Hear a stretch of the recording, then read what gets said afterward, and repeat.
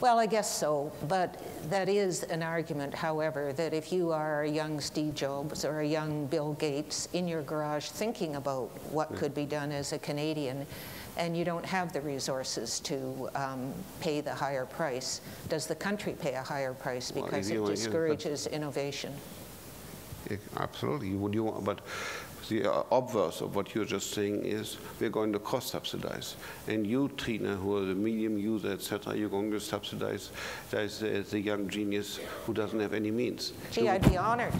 Yeah, maybe I would be. No, as I say, it's not an easy question to answer. Which way, how do you want to do it? Okay. And normally, in every, whether you take electricity, whether you use your little cell phone that just rang, etc., you have a certain amount that you get for free, and then you hit the cap and you pay more. This is how our economy runs. I get it, but I think that people who want to reconsider user-based billing are going to bring these arguments in front of you. Absolutely, and I'm not. I just said this is a principle, but if you notice, I said in general, because I appreciate there may be specific cases. You know, for instance, people with accessibility may need, if you're blind and everything has to be converted into Braille, and if that is a huge consumption, etc., then it may very well be we say, we make an exception for them. I don't know whether it is. I'm just picking an example of the air.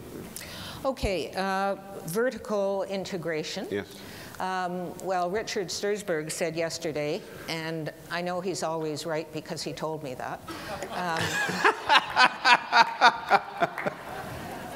said that all these deals are going to blow apart pretty soon anyway, so there's really not much use getting into a big effort to try and make sure that they have a lot of rules to follow. But what do you see, there was an interesting exchange in the BCE hearing where you talked with the president of BCE about the notion that undue preference says that there can be preference, that it just can't be undue preference. Well, and that's going to be, I guess, the major point in the hearing, isn't it? I'm not so sure that I think there's several ones. One of them is what's undue preference and how does it, what's the difference between undue preference and exclusivity? Does it automatically mean, or can there be exclusivity without undue preference?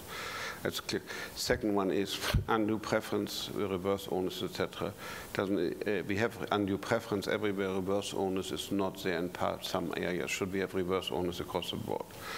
Should we also have an ex-ante regime rather than exposed? Because very often it is, you think there's undue preference, you complained, but while the complaint is processed, etc., you're hurting, and you're hurting very badly. You're losing your audience, and you may not regain them. Should there be a staying power, or should there be, as I say, something that you do beforehand rather than after the fact? And then lastly is, if there is exclusivity, is it across the board or is it only in some areas?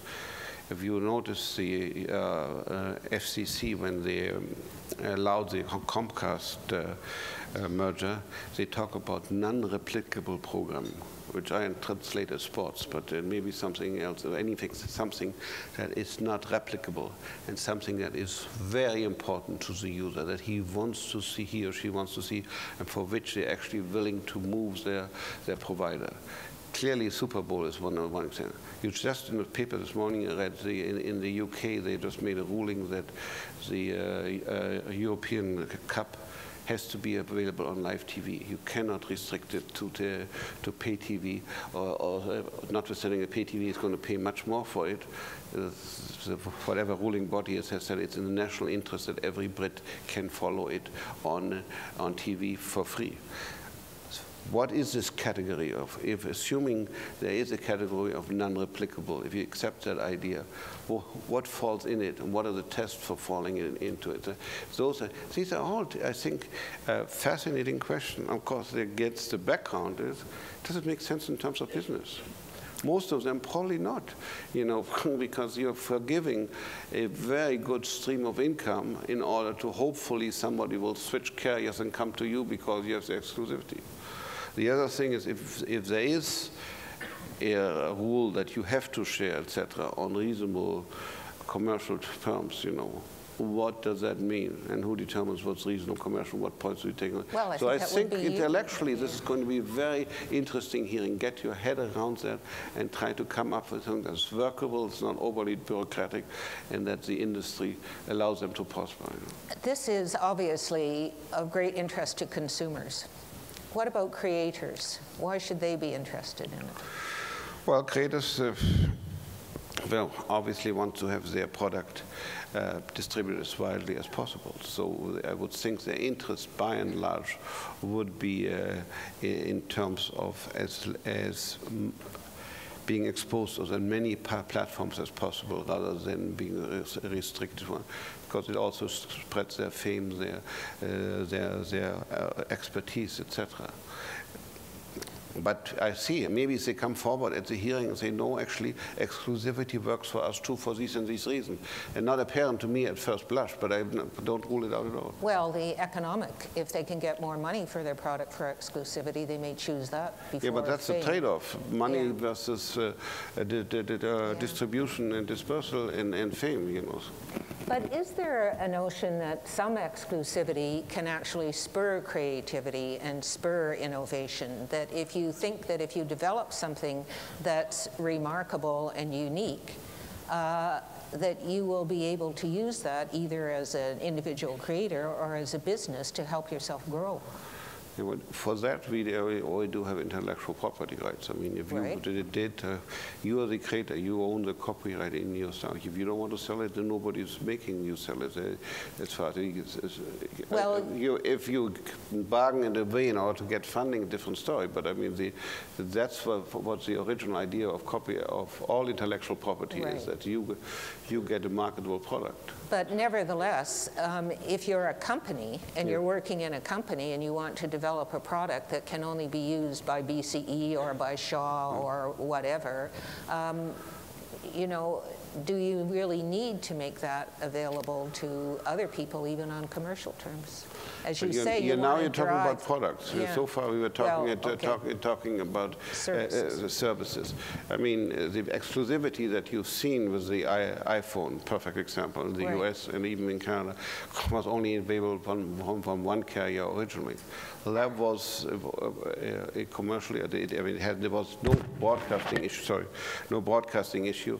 For me involved, if anything, this is an anti-competitive issue. And obviously, it wasn't raised with the competition authorities, or they felt there was no issue. I don't know. I have nothing. Okay, but let's just go back to your example of the World Cup.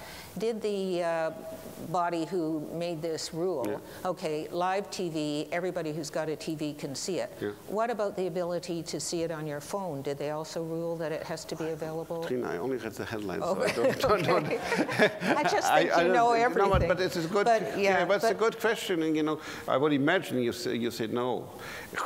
You cannot restrict it to pay TV or pay telephone, but you have to give it to live TV. That doesn't mean you can't do the other. Okay. I mean, so this whole thing is going to be a balancing again, as so much of your work is, between the ability of a company to innovate for success and the ability of consumers to have access to. This is a classic dichotomy you have, or the balance you have. You want to foster innovation, you want to give people an incentive, you want to be as creative as possible, etc. But at the same time, you don't want the consumer to have as much access as possible, and obviously at a low price. And to find the right balance between those is not easy. You know, just to finish up, John Riley, I think it was, said last night that we have built, with the help of creators like the ones in this room, regulators like yourself, possibly the best, at least certainly among the best broadcasting systems in the world. Yeah. Is that in jeopardy? And what steps do we need to take to make sure that our system remains as a world-class system? Talk about a softball. Well, you've only got a minute to answer. You're absolutely right. I mean, I think we have a fantastic system. We have a diversity, I think, greater than anybody else. What we do have, unfortunately, is also very antiquated legislation, which is based on yesterday.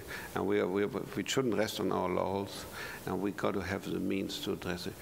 just to look at the world in terms of broadcasting and telecom is nonsense. Okay. It's all together. In terms of there's convergence at the technological level, there's convergence at the industrial level. We have to have it at the legislature. We need a new concept for how do we regulate communications, if we can, it in the digital age.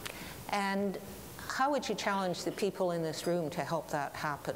I mean, you're right, the Broadcasting Act is 1991, which was, you know, prehistoric times as far as this industry I have is said it at every forum, and I repeat it here. Say it again. We need a new Communications Act, and it is the users, people in this room, etc., telling the government, actually, I am being hampered by having to work under yesterday's legislation and to structure my business around disease, etc., rather than looking at something that reflects the world I live in. Thank you very much. A challenge for the room and many interesting observations. Thank you for being so frank and good humor. Thank you.